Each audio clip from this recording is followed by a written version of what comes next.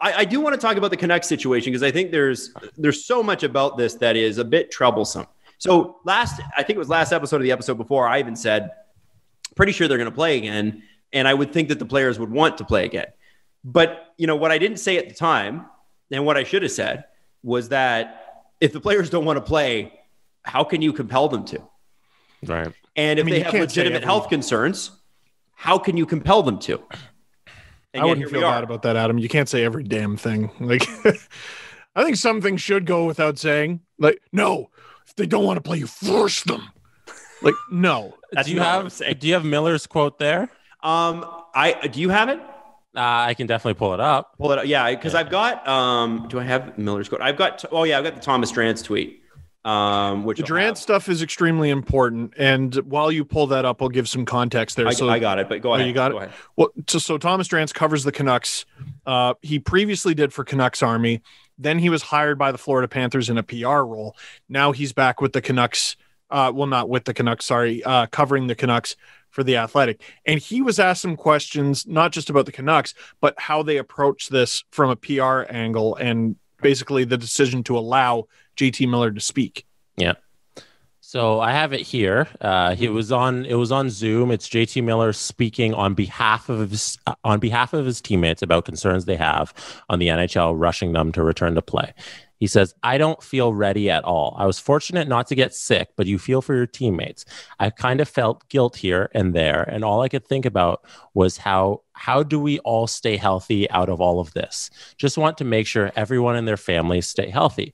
I haven't really thought about hockey much, but it's kind of crazy. I know everyone has a job to do, but to expect our entire team to be ready to play in one practice and a pregame skate is a bit hard to comprehend. Even for me sitting around and not doing much, my lungs are screaming. It's frustrating. We try to talk about our number one priority as our players' health and their family's safety, and it's impossible to achieve that with what they're being asked to do. What we're being asked to do is not going to be too safe if you're asking me." And then JT Miller's asked bluntly, should you be playing? And he says, "I don't want to be caught agreeing with you," JT Miller says. "There's a lot of moving parts, but I don't know. It's unfortunate that we're even in a scenario like this. This has nothing to do with hockey, to be brutally honest. We're going to need more time than this to come back and play. Even the guys that didn't get it aren't ready." And to give you an idea of how fly by the seat of your pants this all is, since we started the show, John Shannon tweeted, "Oilers versus Canucks tomorrow night has been postponed." Understandable. Then he followed up with, "At this time, 3:20 Eastern time, the Maple Leafs are still hoping to fly to Vancouver tomorrow for hockey night on Saturday," which seems impossible. I don't think they're going to play. No. There's been an aspect with this with COVID, obviously, in the NHL and the NBA and NFL. Like I've been very motherly about it. Oh, everyone be safe and wear a jacket. That's just my nature, being raised by an Italian woman. But, Adam has been very big on, you got to try though. Like we can't just all be, well, it's the pandemic. Let's give up. Yeah. Let's give up on everything. You got to try, and you can, if you try and fail, shucks. And you took every precaution and everything, and safety is paramount. And know when to pull the chute and everything, but you got to try. So that's why I've been softer on, no, this shouldn't be happening and that shouldn't be happening. This Canucks thing though, I'm inching towards, like, dude, it's April 15th. They're not going to play April 16th. We just agreed that they're probably not going to be playing April, what would that be, 17th? Yep. What was the plan? They were going to play back-to-backs coming out of this shit? Yeah, that was literally the plan. Stupidity. And, I know you got to try, but the Canucks have, 2 weeks worth of games now to basically make up. The season's supposed to be done in less than a month. Mm-hmm. This is inching towards you pull the chute on the rest of the season. And, there are options available for that. Like, you just switch to winning percentage. Like, the Canucks aren't going to make the playoffs anyway. Cancel all the Canuck games, and you decide the division on winning percentage. I mean, it's Like, why not? Yeah, it's like you said, they weren't going to make it anyway.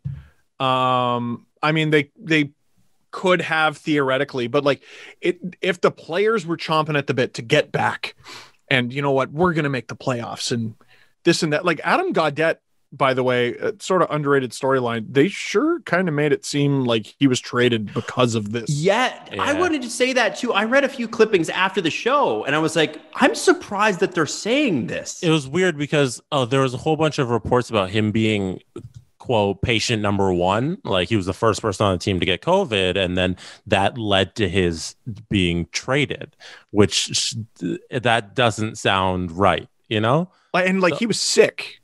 Like he didn't just have it and was a carrier. He was ill. Right. So extremely. Like, okay. So why say it? Why say it at all? Number one. Number two. Why say it unless they want to put across a message of this guy was irresponsible? That's what it says to me. I'm not saying that he was, but doesn't it leave you with that sort of taste in your mouth? And that makes me wonder why the Canucks did that. Like, that's even a slippery slope, though. If you're trying to get that narrative out in the media that this guy he got COVID, like no, it's a viral disease. But why was it said several? And I agree with you, Jesse. But why then would you say it several times? I don't know. Why is it in every publication about the trade? It'll come out eventually. I think it'll come out eventually. I mean, people probably know the story. I haven't heard anything. I'm not being coy. And like I was worried too. Like. The Marlies are basically on lockdown right now or whatever because they I think they had a positive test. And then it's like Nick Robertson was just there and he just played the Habs and the Flames. And how are we going to treat this? And supposedly he's fine. Nylander, it sounds like, I mean, once you're in protocol, you got to do it for a week. It doesn't sound like he ever actually had it. So that's good. He's got to produce another negative test. I assume if he tested positive, we would have learned something there. This is really, it sounds like everyone is taking the precautions here. With Gaudette, it's a mystery. I guess we'll never know. But the outbreak with the Canucks was really bad. And it's not even just the players who were asking to skate 1,000,000 miles an hour and use their lungs to max capacity after having a basically virus of the lungs. It's their families, right? And what was it?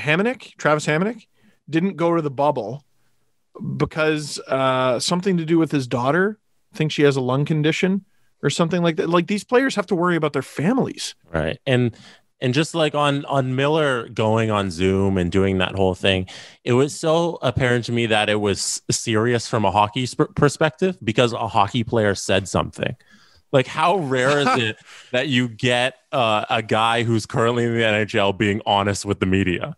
And the fact that Miller's up there just bearing his soul about how the guys on the team don't want to play, that's a complete opposite attitude of the button up, hey, you get out there and you play no matter what. These guys play with all these injuries all the time. They play with broken limbs, broken bones, fractured whatever.